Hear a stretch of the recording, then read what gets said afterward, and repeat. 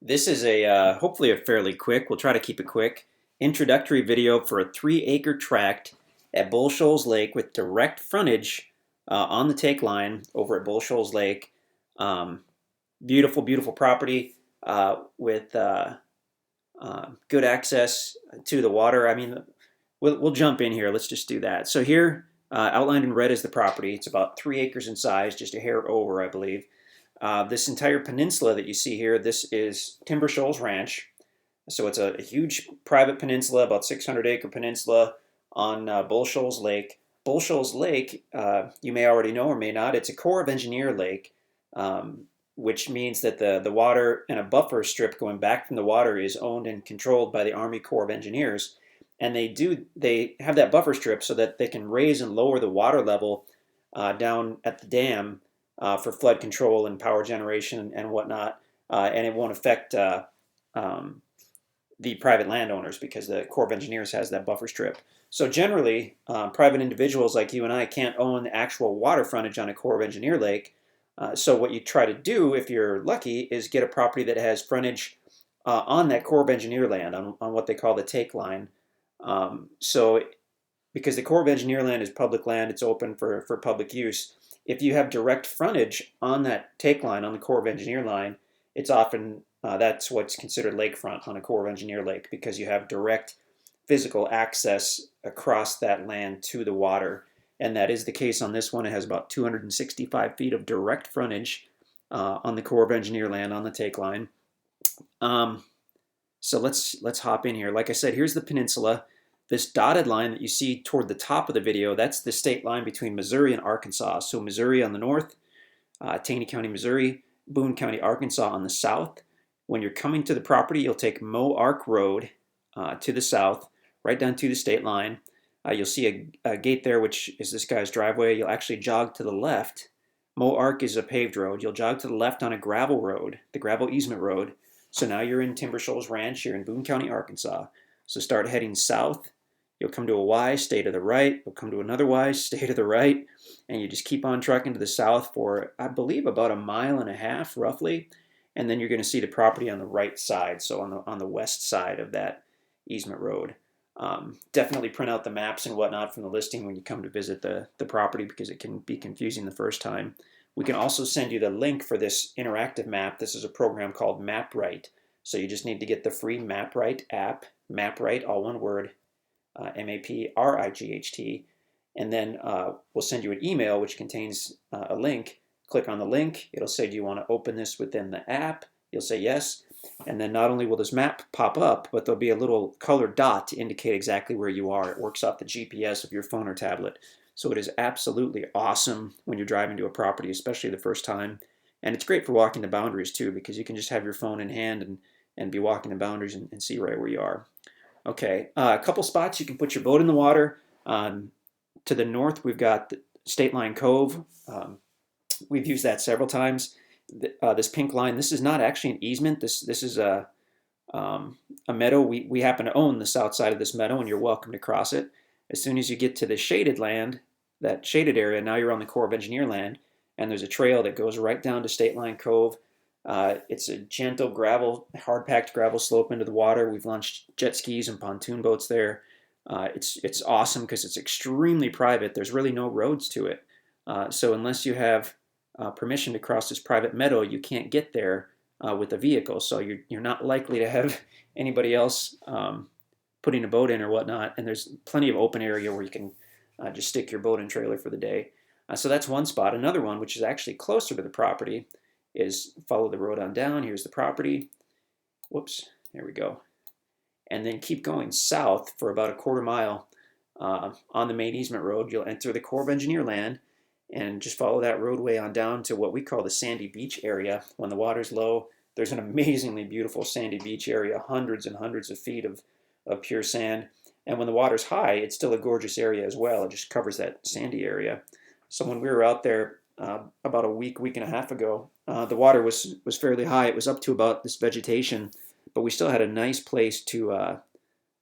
We didn't launch the jet skis there. What we did was we launched the jet skis at State Line Cove up here, and then the girls in the group drove the jet skis rode the jet skis down to the south to the beach area, and all the guys got back in the truck, and we drove the truck and trailer all the way down, and we met them, and we goofed off for a few hours and had a picnic and whatnot down here at the south side, and then we actually loaded up the jet skis from the south side. So that's how we did that. But a couple different options for putting your boat or your jet skis in the water. Now let's zoom in on the property itself here. Nice, nice property, heavily wooded. Nice mix of, what am I trying to say, hardwood trees, so oaks and hickories and whatnot, and cedar trees. I'm going to switch over the map because this particular satellite map is showing a summer view spliced with kind of a fall view. So let's switch to a Google map. Mapright is really cool. You can switch base maps. Here's a Google map, so you can see basically entirely wooded. The yellow line is the road easement, and this line that you see crossing over the property is an old road. Apparently decades ago, or I don't know how long ago, this was going to be either a town or some type of large development or whatnot, and so they put in a road system, but then they never finalized the development. So you can still see the remains of the road, especially on this map. But this road that stair steps through, this is not an easement. So there's no one crossing over the middle part of your property. This is just a vacated road. I mean, gives you a little bit of open area on your property. If you want to pull a driveway, put a driveway into there or whatnot, it might be a good place to park your camper or even potentially have a home site. But yeah, here's the easement road up here. Let's switch to topo map. Well, let's do that in a second. So you get to the west side, and it's got, like I said, about 265 feet, I believe, of direct frontage on the take line here, the shaded area. So you can literally walk just a few feet to the west, and you're at Bull Shoals Lake. And this is a unique one because generally, if you're lucky enough to get a property on the take line, which can be tricky. I mean, we've been looking for years and years and finally got this project, so we're excited about it. But you usually have two different types of properties on Bull Shoals Lake, or on most Corps of Engineer lakes. Is you have a bluff property where you're on a bluff, got a nice view, but you cannot get to the water. Or you've got more of what I guess you could call an access property, where you've got more of a level walk to the water, but you're not going to have any kind of high up view. You'll still have a pretty view, but you don't have a bluff view. Well, this particular tract is kind of unique in that this cove, this miniature cove here, is kind of the break point between a small bluff on the north side and a much more gradual slope on the south side. And we were just out there the other day, and it was pretty cool. If you walk straight west, you've got a miniature bluff overlooking the lake. You can see the marina across. It's not like a huge 200 foot bluff, but it's probably 15 feet above the water. If the water was clear, it'd be a really cool bluff to jump off if you're into that. I wouldn't do like the 200 foot bluff jump, but I would jump off this one because you could clearly see what was down below and it wasn't super high. But then we also walked just a couple hundred feet or whatever to the south, and once you get to this cove, it becomes a gradual access to the water. So for younger people or for older people who don't want to mess with working their way down a bluff or whatnot, all you got to do is walk a little bit to the south, and very gradual right to the lake. You can fish right from the shore. It's fantastic. You can walk right back to your property.